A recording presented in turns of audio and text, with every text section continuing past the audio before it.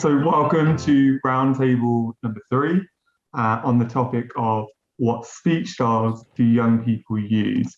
So I'll be chairing this session today. I'm Dr. Christian Ilbury. I am a lecturer in sociolinguistics at the University of Edinburgh.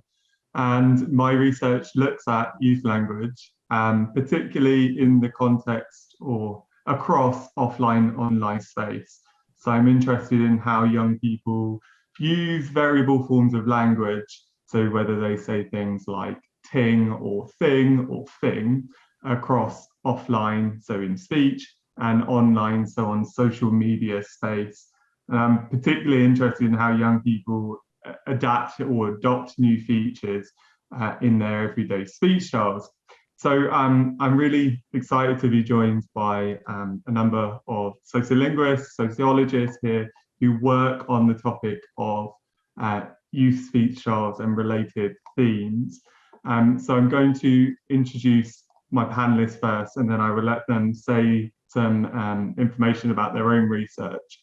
So I'm joined by Dr. Julia Snell, who is Associate Professor of English Language at the University of Leeds. Dr. Claire Nance is a Senior Lecturer in Linguistics, Phonetics, Phonology at Lancaster University. Professor Paul Kurzweil is Emeritus Professor of Sociolinguistics at the University of York.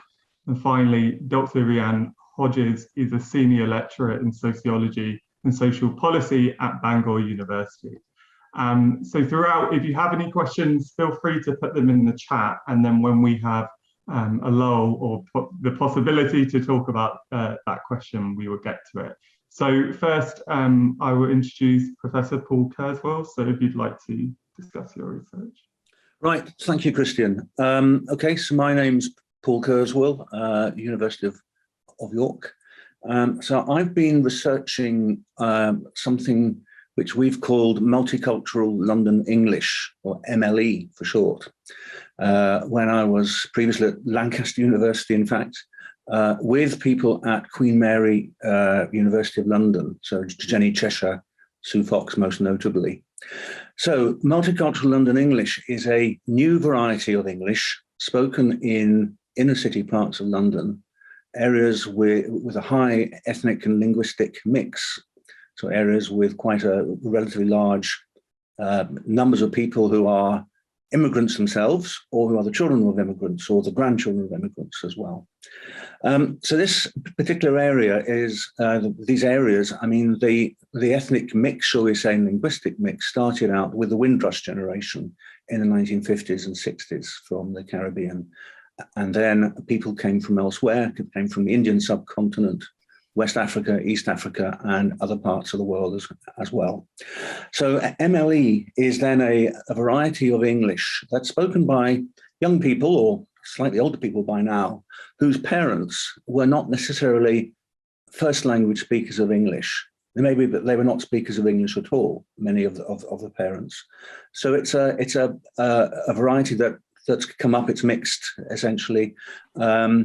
It has features from Jamaican Creole. It has a good deal of slang from Jamaican. So things like wagwan, mandem, ends, fam, things like that. And also features from African-American English, things like feds, for instance, meaning police. So it's a grassroots way of speaking English, shall we say. But in recent years, it has become really quite associated with grime music, with the London music scene from about 2002 onwards, I think. And so it's become the sort of emblem, if you like, of that kind of music. And you hear it in the lyrics, and you hear it in the interviewee, in the sort of spoken voices, if you like, of people like Dizzy Rascal, Skepta, Big Shaq, Stormzy, and the people like that, who also have a sort of spoken version of it. So so what's interesting about it is that it seems now to have become of cultural interest. It's reached the provinces of the BBC and the Arts Council. It's in film as well, so you can watch films from 15 years ago or so, like kidulthood, and probably some of you have watched that, and then series like The Phone Shop. And what's interesting then, as I say, it sort of hit the cultural sphere. So you have a performance artist who calls himself George the Poet, and you've probably come across that name as well. He has a radio series, and he's on TV and YouTube as well. And then most recently, a young man called Giovanni Rose, who's won some major prizes for poetry, for his spoken performance of his a poem, which is basically all about where he grew up in Tottenham. And he performs that in a version of Multicultural London English. So this, I think, has consequences for oracy in education. So this way of speaking, even though it is actually spoken by very wealthy cultural figures like Stormzy and Dizzy Rascal, is nonetheless still the speech of relatively underprivileged inner city young people of various ethnicities. But it's probably because of the areas where the music is and where young people live, it's more associated with young Black people of African or Afro-Caribbean origin. So there are many educational questions, I think, to be raised there. It'd be great to discuss them later on. Thanks.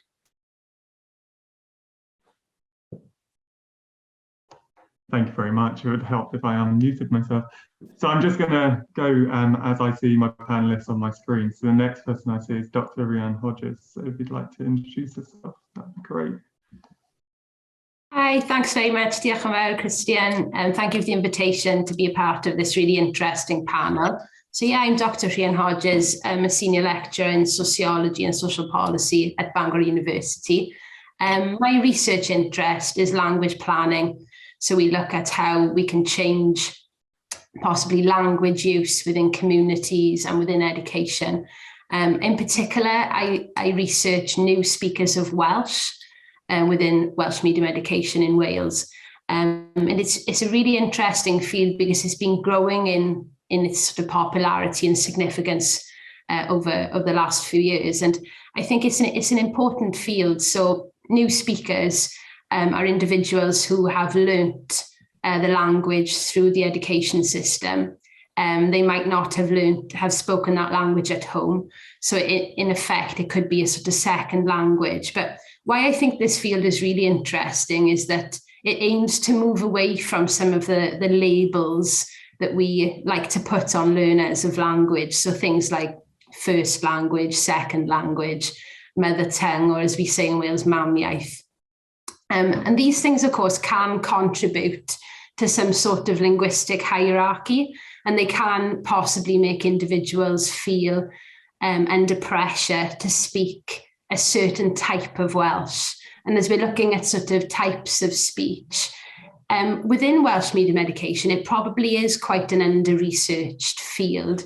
But I've been fortunate enough to do some research over the past few years on where I grew up, which is the Rhymney Valley, Cwm Rhymney, in South Wales. It's a post-industrial mining community that has invested heavily in Welsh medium education since the 60s and since its inception, sort of earlier than that as well.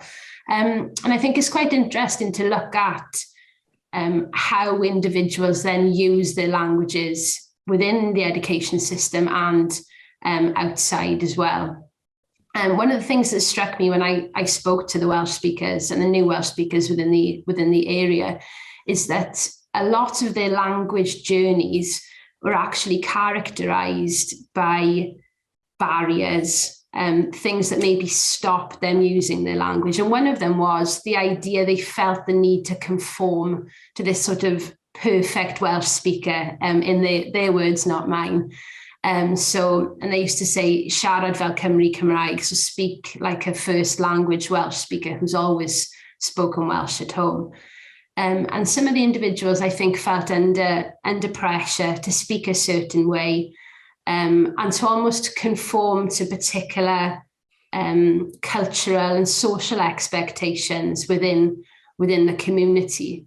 So we're looking here about sort of ownership of the language, and currently this has, Paul mentioned sort of implications within the classroom. Well, definitely that's something that new speakerhood definitely looks at and needs to look at more, but also within social policy context in Wales as well.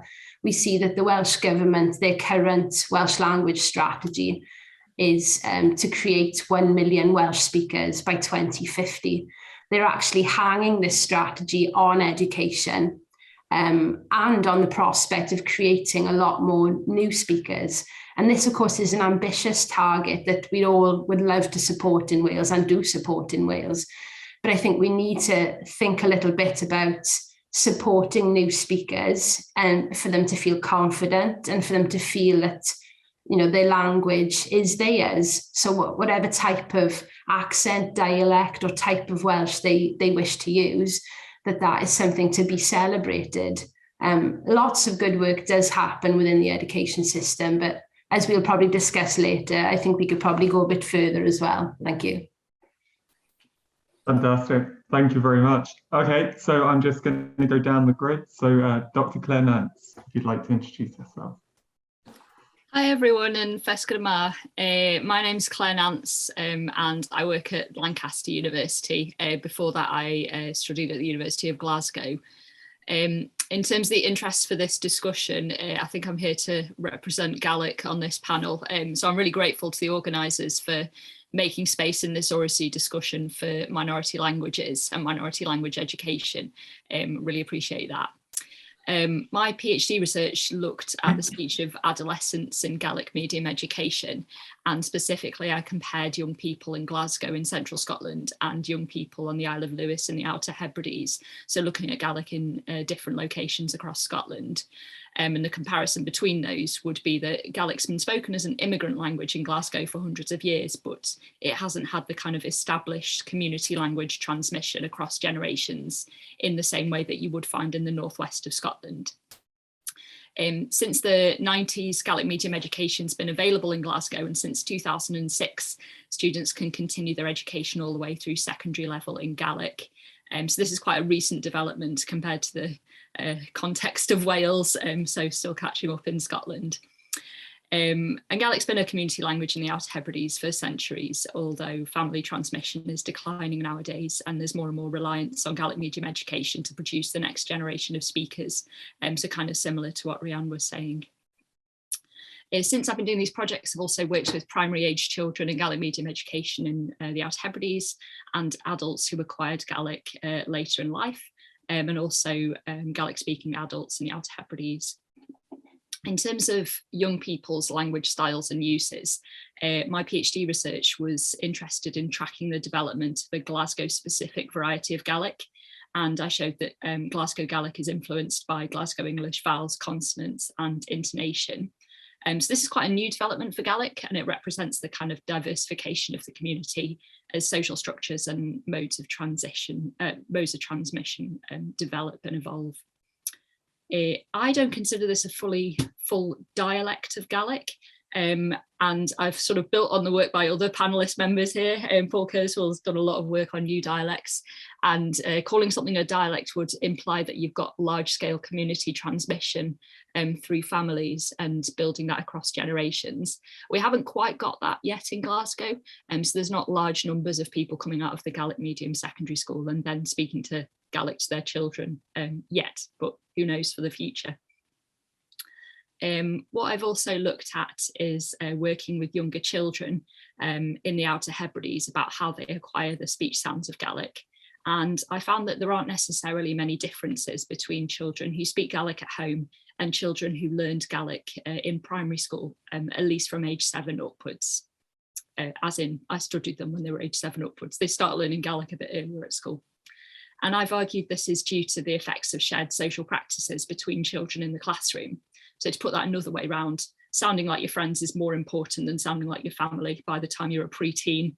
And I'm sure anyone who has worked with preteens will empathise with that. My work is phonetics and phonology, so I'm interested in the details of pronunciation. But I think that these findings can tell us a bit more about how youth styles begin to develop in pre-adolescence. And I'm sure Julia's going to say much more about that. Yeah, some of the things I'd like to discuss in the workshop is kind of balance that educators need to achieve in the classroom between allowing children to express themselves in an authentic and natural manner to themselves. For example, some of the poetry that Paul's already touched on in multicultural London English, but also allowing them to achieve other registers of the language that they're acquiring in the classroom, whether that be English, Gaelic, Welsh, or the other target language of the classroom. Thanks. Great, thank you so much. And finally, Dr. Julia Snell. Thanks, Christian. I'm going to share my screen if that's okay. So I'm a sociolinguist who has always done research in primary schools, but from a variety of different perspectives. So I've looked at children's language variation, how they use the resources of their local dialect. I've also looked at the way children contribute to talk in the classroom, and in particular how talk in the classroom can be used for learning through dialogic forms of pedagogy. And I'm going to address this question of what speech styles young people use within the context of classroom talk and my research in that area. So this and lots of other research has shown that classroom talk or dialogue can be a powerful tool for teaching, learning, and cognitive development. So dialogue is talk that stimulates thinking, makes thinking public, and refines thinking. And significantly, as Lauren Resnick and her colleagues in the US have pointed out, dialogue provides students with a safe space within which to hone their ideas. And it accepts these ideas regardless of whether they're framed in formal standard English. So successful teachers and students in dialogic classrooms are not concerned with so-called proper speech or sounding like the teacher. Students think out loud in these discussions, and half-formed ideas and broken statements are just part of that process. Now, I'd like to share an example with you of what this safe space might look like in practice. So if it works, fingers crossed, I'm going to play a very brief video clip from a Year 5 literacy lesson that I recorded back in 2009 when I was conducting fieldwork in an East London primary school with my colleague Adam Lefstein. So in this lesson, the pupils have been discussing the themes that have emerged from the first 5 chapters of the children's book, Charlotte's Web. And as this episode starts, the teacher's drawing together these ideas, and she's heard one of the groups talk about suspicion as a theme, and she wants to pick up on this. So she goes to one member of the group, who I'm calling Mark, for further explanation. So I'm hoping now this is going to play for you. Actually, you had a good idea about what was thought of friends. You had about suspicion, and suspicion was a theme that kept on appearing in the text. Do you want to tell us more, Luke? So it was like Templeton just like wants to get the eggs and then eat them because it's like this. Because Templeton told the goose that that Fern has like the collection of like stuff, yeah, and then Goose said it to Fern, and then Fern like says that ain't true, and then Templeton's trying to get the Goose attention to the friend, and so then Templeton can get the egg and then eat it. Okay, so how was that suspicious?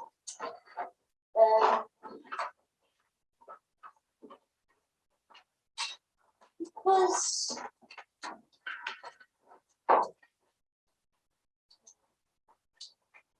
Would you trust a friend who tries to steal your toys? Maybe your baby brother?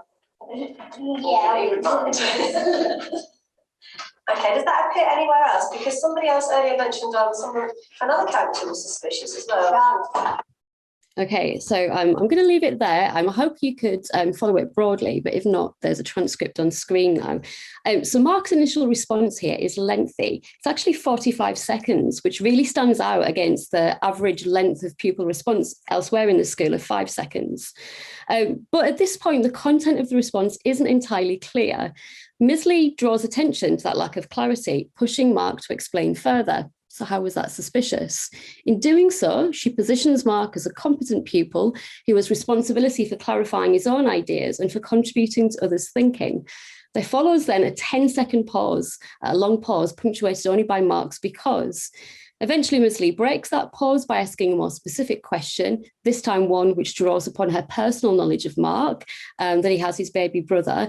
And this elicits laughter, so it would be kind of a safe place to stop. But Ms. Lee continues to probe Mark, this time linking with another pupil response.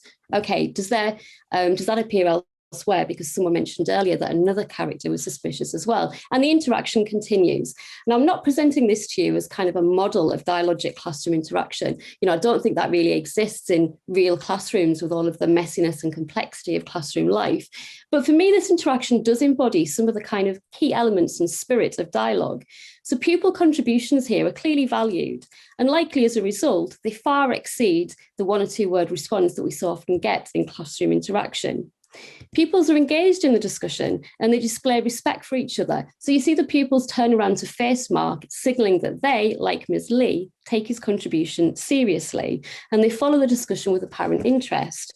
The teacher, Ms. Lee, probes Mark's responses and ensures that he's been held accountable to knowledge and to standards of reasoning, but she does so within a safe space in which Mark has time to think and work out his ideas. And as he does that, Mark naturally hesitates and he uses fillers and discourse markers such as like.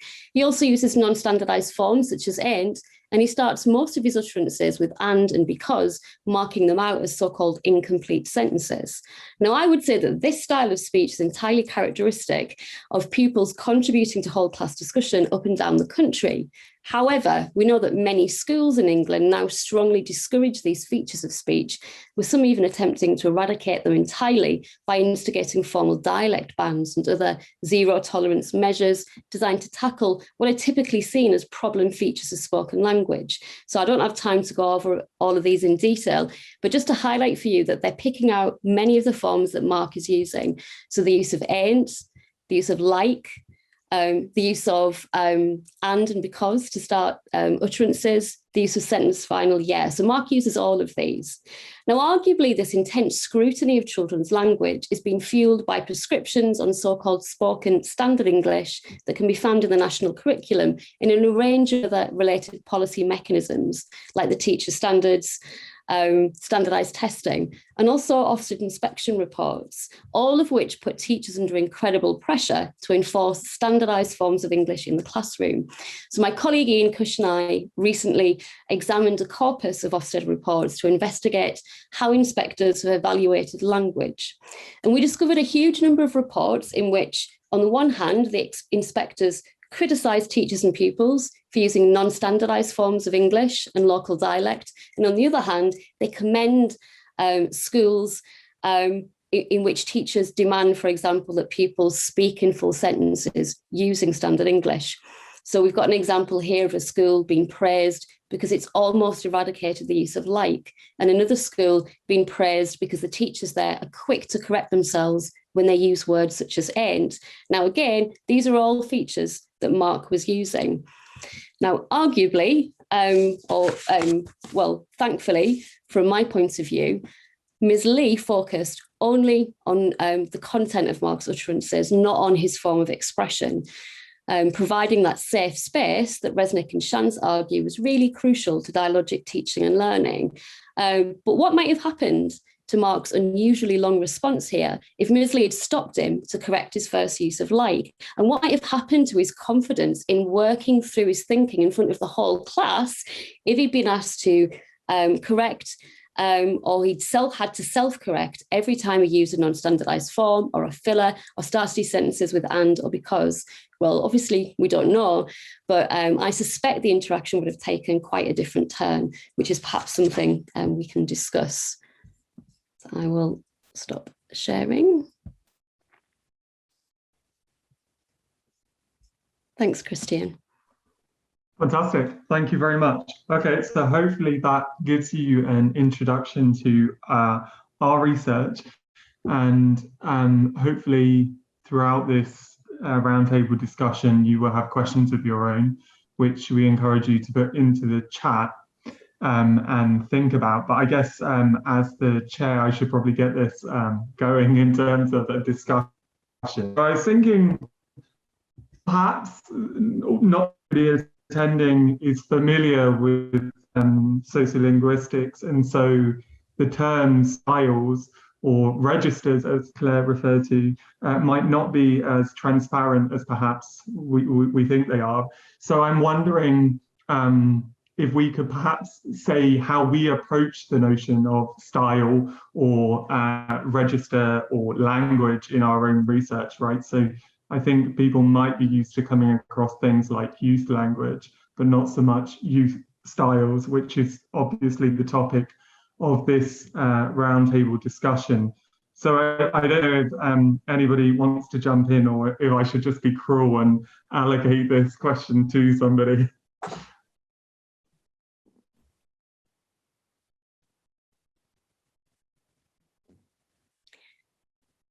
I'll jump in then, Christian, to save you.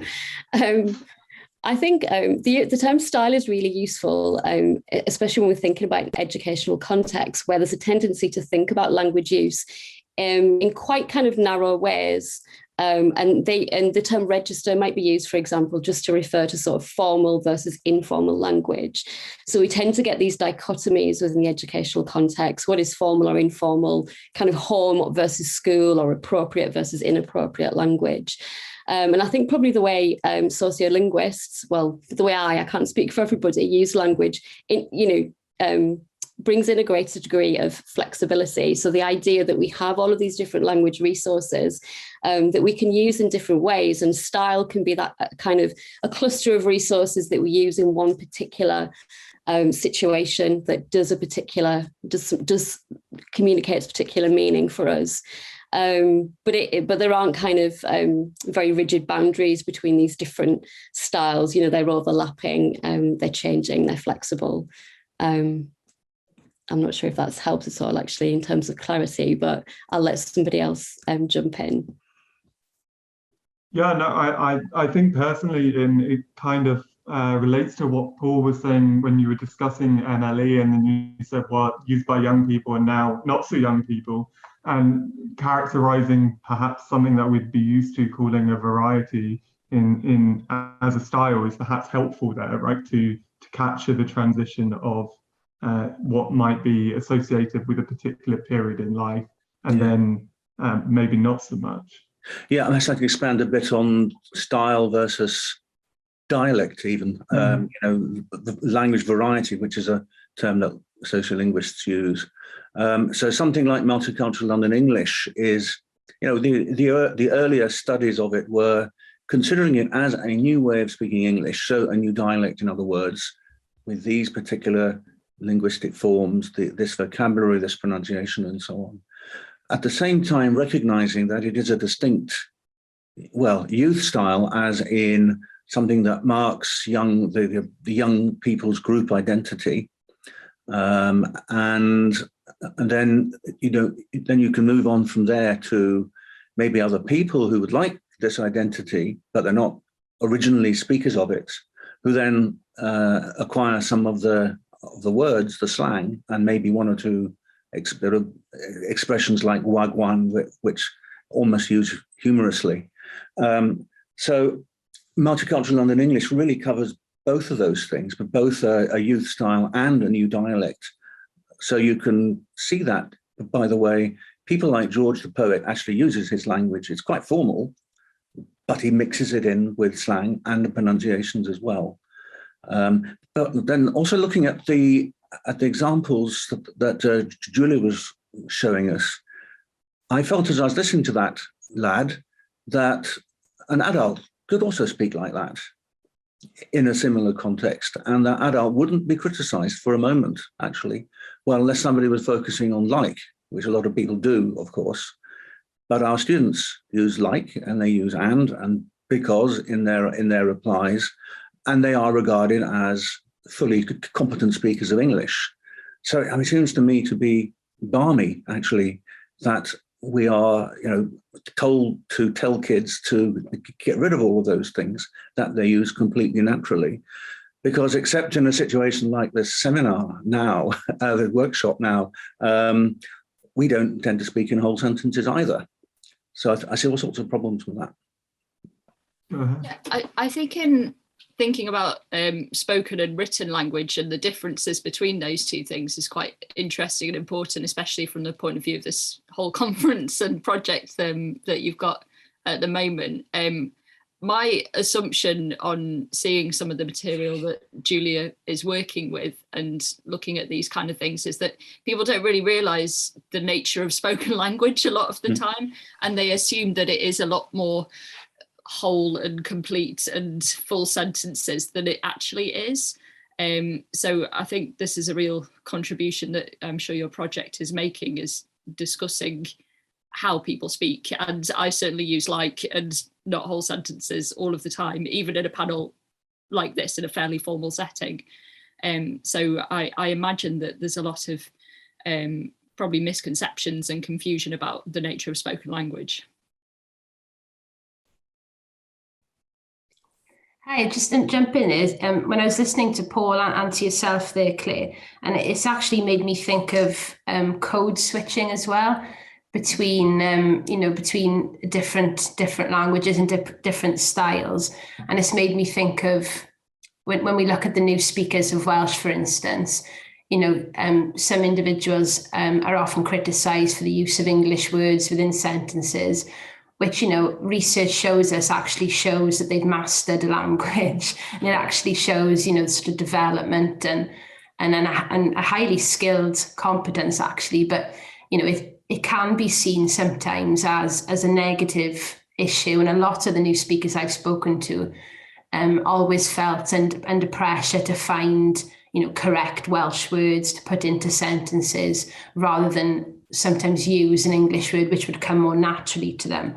And it just made me think about, just how we use languages and how when we construct sentences, we're almost putting ourselves up for discussion and up to be judged sometimes in some situations. So I think it's really important to celebrate how people use language, and code switching between different languages and styles, I think, is something that's, is really, really important, especially when you're trying to foster, confidence and belonging and, individuals feeling that they are authentic members of language communities. I think it's really, really important. And it just made me think after hearing you speak. Yeah, I think code switching is really interesting and important idea. I think about code switching a lot, and I'm sure Rhiannon does, but it fits into any language context where people are kind of mixing and matching bits from different styles and slotting them into different sentences. And even in a monolingual stretch of speech, you will get variation from different varieties and inputs. And as Rhiannon was saying, this is a natural behaviour of proficient language users, as many, many studies have shown. Though in the context of Gaelic and perhaps in the context of Welsh, code switching behaviour is sometimes used to index a less formal register of speech. And just to give an example, I've done a lot of Gaelic for adults courses, and one of the courses we had a task where we were asked to read and use article in Gaelic, and then we had to retell it in an informal register and a formal register. And the teacher coached us to speak in the informal register using code switching and some discourse markers from English words like, or their Gaelic equivalent mar. And then when we had to use the formal register, we were told to reduce the code switching and use more complex sentence structures and more complex grammatical structures.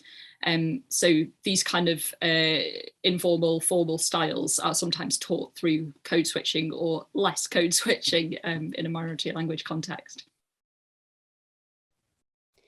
Just listening to the points from Claire, Rhiannon and Paul made me start thinking about the way speech styles are evaluated as well, and how actually that's about a lot more than just the speech style, but it's about who's using it and the situation as well. So when Rhiannon talked about, if a Welsh or someone who's learning to be a Welsh speaker then insert some English and that code switching, they might be negatively evaluated. But then actually, a kind of a white privileged middle class man can speak English and maybe scatter in a bit of French or Spanish or Latin for the members of our current government, and it's very positively evaluated. But an immigrant who's learning English and does that kind of code switching and brings in different languages, they're probably going to be negatively evaluated. And that's always the case with any different kind of style of speech. Often what we're doing is evaluating the person rather than the particular linguistic practice. Yeah, I think that's actually a really nice point to pick up on, and particularly in sociolinguistics with the embodied term, right? We're realizing that language is not inseparable from the person and from the being. And it goes back to the fact that when we look at use styles in school, right, we see how students are often reprimanded. And that's a lot to do with more than just language, right? The evaluation of their language is based on many racialized discourses, for instance, as Ian and yourself have shown. So yeah, I think this is a really nice discussion in terms of what we're against, I guess, in terms of linguistic gatekeepers or policy interventions. So I guess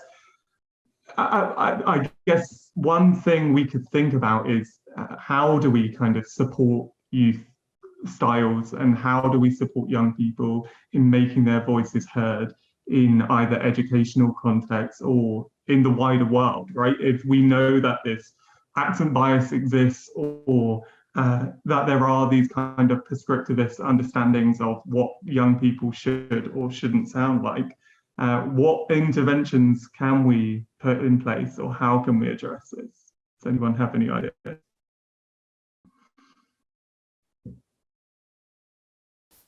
I think a sort of richness of opportunity and exposure is quite key, because there is different language which is appropriate for different contexts, but it's like acquiring any kind of language, you need extensive exposure and you need extensive practice of using that form of language.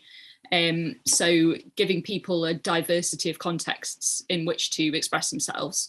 And coming back to some of the examples that Paul gave of how MLE is used in verse and song, if that's what young people enjoy, then maybe that could be an exciting kind of crossover area where you can write a piece of literature or a piece of music and use youth style features.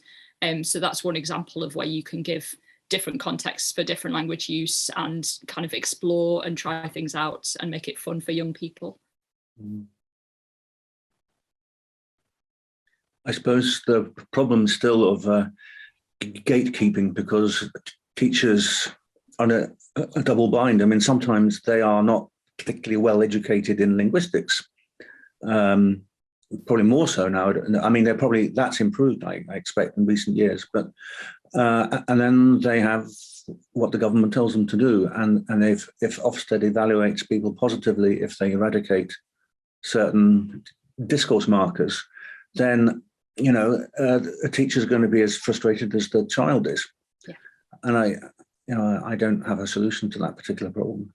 I mean, you can educate politicians as much as you like, but they're only in post for a relatively short time and don't have time to acquaint themselves with all these matters, and they have a political bias as well, I guess, imperative, perhaps you could call it. I think I'd like to see more kind of dialogue about language. So I've talked in my research about the importance of dialogic talk, of using talk to develop our thinking and understanding, and sometimes to challenge our thinking and understanding, and having these kind of discussions about language. So in the talk Deborah Cameron gave just an hour or so ago, I liked her distinction she made between what is valuable and what is social convention when we talk about spoken language, and having discussions about that with students in school. You know, what are those aspects of talk and other forms of communication that we do because it's expected, because it's been conventionalized, and thinking about all the kind of issues to do with politics and power that are associated with that, and what's valuable. So I guess as linguists, we shouldn't give the impression that we're kind of against sort of some sort of standards of excellence in communication. You know, actually what we're against is this very superficial focus on kind of correct grammar and standard English, but we're not saying that there aren't kind of better and worse ways to communicate. And so maybe have a dialogue about what those are. Also dialogue between teachers and students. I was I did a focus group with some pupils, and there happened to be a teacher in the room, not because she was part of it, but she was just there doing something on a computer. But she overheard some of the conversation, and I showed some of those students some of the dialect bands, and they talked about it.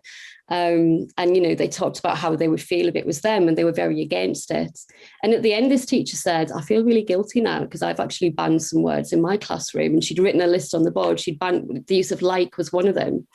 And she said, but sometimes when she justified it, pupils came into the classroom and they'd say, well, like, the thing is, like, I don't know, like, and she said, and they just used all these words, but they didn't say anything. And one of the people said to her, yeah, but sometimes we just need to, like, think. And they really summed it up, obviously in whole class discussion, they do need that time to think. And the teacher came away from that discussion. She said, I feel really guilty now. And there was a bit of banter. The kids said, oh, yeah, we're going to take you to court. And they were joking. And the point of it wasn't to make her feel guilty or to make any teachers feel guilty, because we know that they're under this intense pressure to police language in the classroom. But actually what came out of that was a new understanding that emerged between the teacher and the pupils that it never even occurred to her before. So just having that, those conversations about language, I think is really useful. I'd agree definitely with the point that Julia's just made. I think that the dialogue between teachers and pupils is all important in building confidence. And again, going on some of the comments from the new speakers, we can see how important, Paul mentioned linguistic gatekeepers, we can see how important those different roles are within an education system in terms of either inspiring or really impacting upon people's confidence. And I think some of the points that Claire made were really important as well, in terms of, if I look at the context of Welsh, and if I look at the new speakers and some of the barriers for them to continue on their linguistic journey, a lot of this is associated with a formal register of Welsh, a formal way of speaking, what people might call a Steddfod Welsh. So a Steddfod is a cultural festival that is really well attended every year and really important for the Welsh language. But some of the new Welsh speakers actually found a lot of social pressure to sound a particular way, to use what they would class as quite academic language.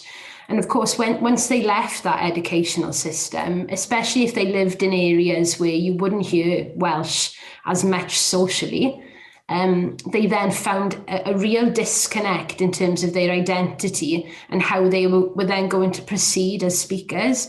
Do you carry on with elements of Welsh? You can't maybe speak to lots of people in that language. So we can see why places like the workplace become really important then, because it gives somebody a way to use their formal language again. The workplace maybe would then mirror the education system. But the really long-winded point I'm trying to make is, it's very difficult if you associate a minoritized language with the education system. It's sometimes difficult to wriggle free from that and find your own style of Welsh that, in a way, sometimes you have to orchestrate yourself. So I think it's really important, again, what happens within the education system, but what comes next?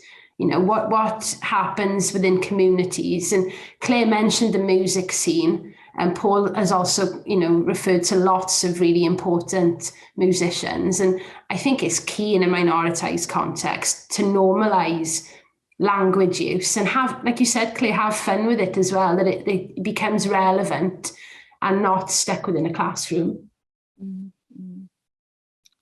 Yeah, I think this touches with Stuart's work, who's hiding behind the Speaking Citizens icon there. He's done a lot on what happens when pupils leave Gaelic medium education. Hi, Stuart. I don't know if you want to say anything, Stuart. Are you allowed? I suppose I'll defer to the chair. Christian, am I allowed to? Of course, yeah, this is a democratic rule. Indeed.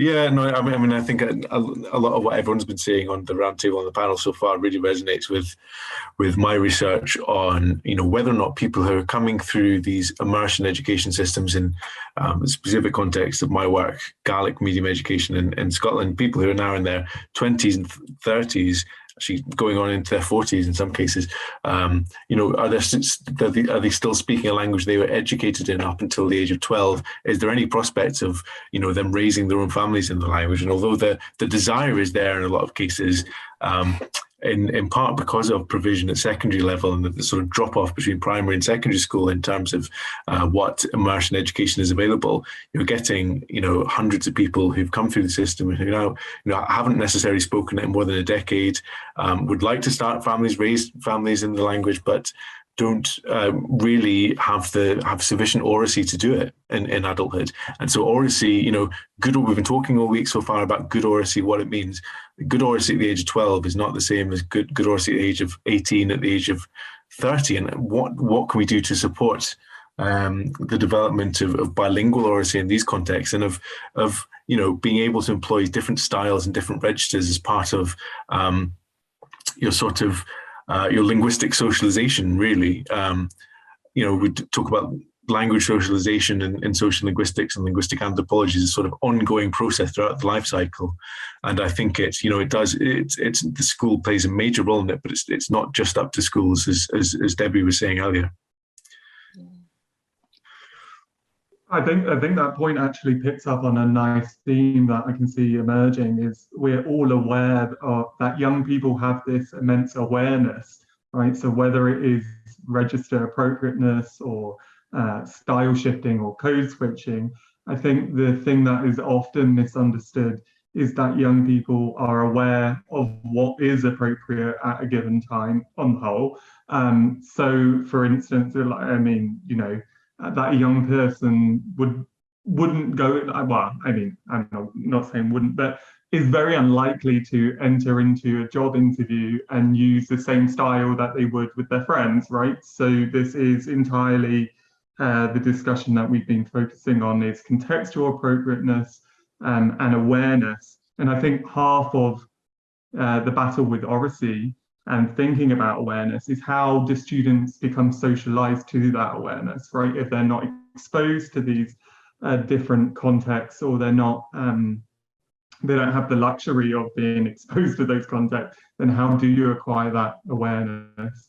It's a bit like cultural capital, right? But in terms of, linguistic cultural capital of awareness. Yeah, we can learn a lot from the second language acquisition literature here, that to acquire a specific kind of language or a language, you need interaction, you need to hear it and you need to use it and you need the right environment.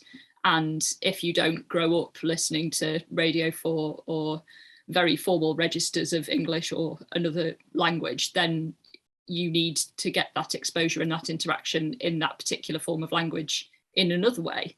And that could be initially through the school, but then we need to broaden that out as well afterwards.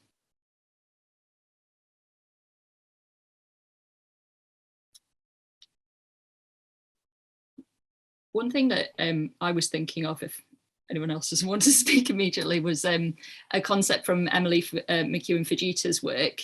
So she's a linguistic anthropologist who's worked in the Gaelic context, and she talks about sociolinguistic mentors.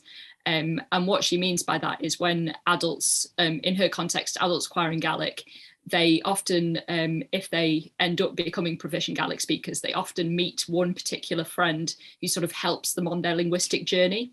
So that might be a romantic partner, or it might be someone who's very active at church and just kind of takes you under their wing.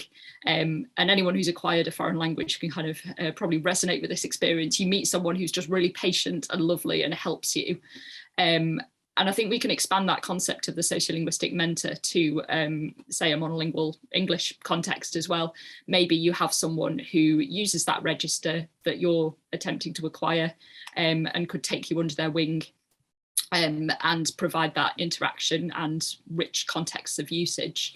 And perhaps that's a teacher, perhaps that's someone else in the community, and perhaps that's just listening to the radio in the background in a sense. But I really like this concept of the sociolinguistic mentor, and I think it can be expanded beyond a second language, a third language.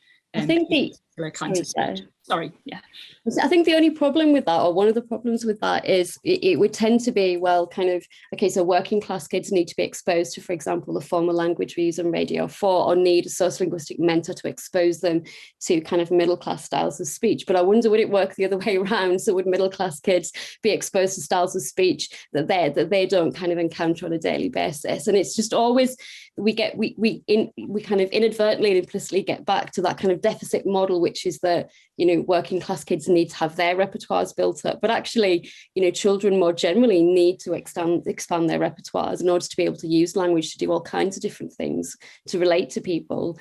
Yeah, so I think exposure to different styles is important, but I think the idea that it's that kind of one-way street could be problematic. Oh, so yeah. Thanks for that clarification, Julia. It doesn't have to be a one-way street. I mean, you can have a linguistic mentor who's a working class man down the pub who could expose other people in the community to locally relevant varieties. So thanks.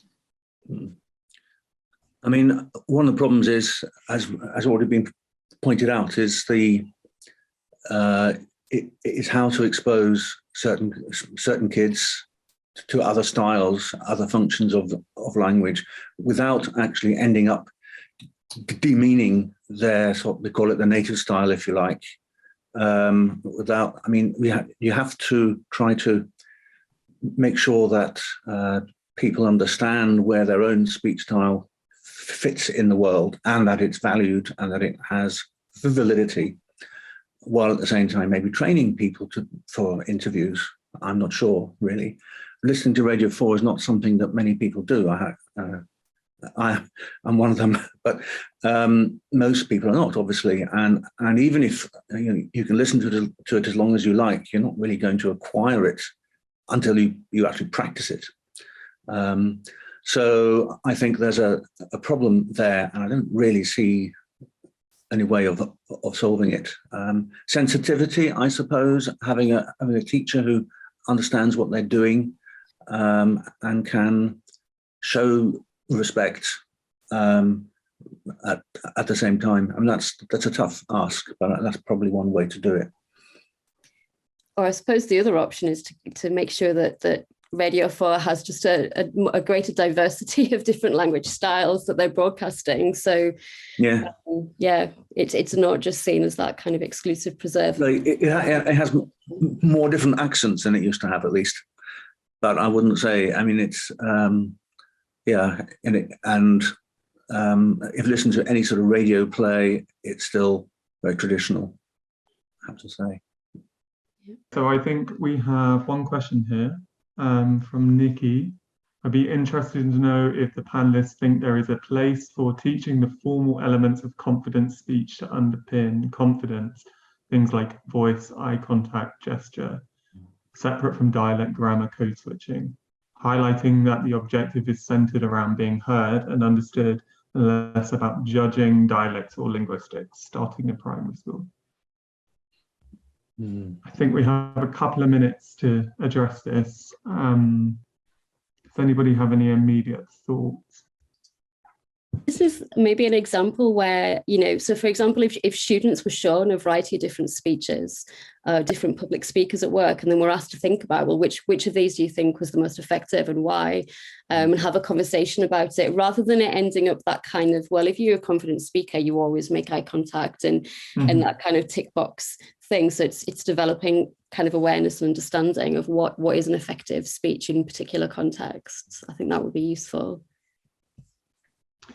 I think that's a great idea, not least because students will see the diversity in speeches, right, and in what constitutes public communication. So I think, I mean, does anybody have any other thoughts on this question? I'm conscious of the time. I think giving pupils a chance to do their own public speaking and try stuff out as well. And I thought it was a good sensitive approach to focus on being heard and understood rather than necessarily some of the tick box things, as Julia was saying. Yeah, I think it's interesting if you think about at least in the English system, right? There's not a space for, you know, job interview training skills. It's just something you're expected to know and go in there and, you know, other than work experience, which, you know, I'm not even sure that takes place anymore. It is just something you are meant to have an awareness of, right? So perhaps some element of this is what you should expect, at least, or this is what a successful interview looks like, or would be helpful. Until a few years ago, children were actually examined in some sort of oral performance, and that in England, and that was abandoned for some reason. I mean, it had its problems, but I guess it did actually expose young people to a different style of speaking than the one that they normally use. So I think we've probably run out of time for any more questions, but thank you so much for such an interesting conversation. Hopefully our attendees found it fruitful. I'm sure if you have any other questions, then you can post them to us on Twitter or contact us directly. But yeah, thank you so much for your time, and hopefully you enjoyed this.